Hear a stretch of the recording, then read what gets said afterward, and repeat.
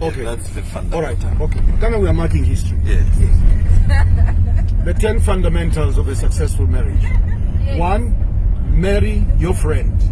Because friendship is the hallmark and the foundation of any relationship. And you know, conflict is inherent in a relationship. So when you have a conflict situation as friends, you are able to resolve it rather than the litigious mindset where you say, I have rights, I'm a husband, the other one says, I have rights, I'm a wife. 2, marry somebody whose self-confidence and esteem levels are high. Because when they are low, she becomes or he becomes a liability in the marriage. Small little things become a big issue. 3, marry somebody who has a career, not a job. Marriage is very expensive. You can't sustain marriage by a job. That is why I say to a lot of young people, don't marry before you have wealth.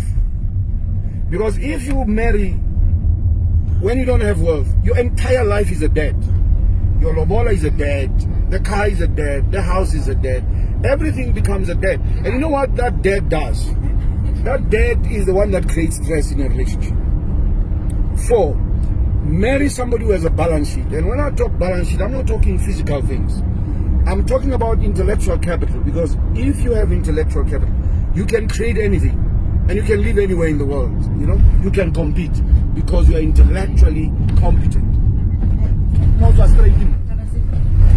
And then number 5, marry somebody who has basic values: trust, respect, transparency.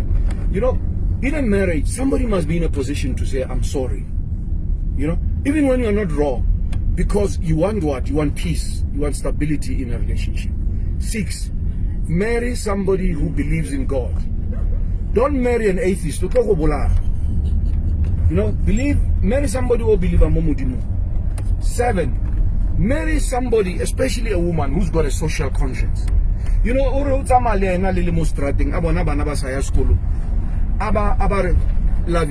I want to go and talk to those kids. Why are you not at school? But you know what? We are poverty stricken. That woman then comes to you and says, love, give me your card. And we must give them money to go to school. Because number 8, you must have a life in a marriage. Because if you don't have a life, you're always going to be at home.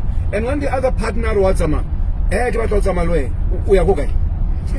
Because now I'm going to fulfill my life, right? I'm going to have my friends and I'm going to do everything. Number 9, spend much time with your partner. This thing here, the other partner as you, creates problems. Because what happens is that the more you are alone, the more you are susceptible to, you know, I don't want to... Loneliness. To loneliness. And loneliness breeds what? Content. Envy and contempt. Number 10, and this is very important for especially African men. Take your wife every year on a pilgrimage. Take your wife overseas. Not Lesotho. Lesotho is not overseas. Take your wife to New York for 2 weeks. You switch off your phones. There are no children. And guess what? When you come back, you are re-energized. Because then you start to realize how wonderful your partner is. I'm done. Wow, wow, wow, wow, wow! You know,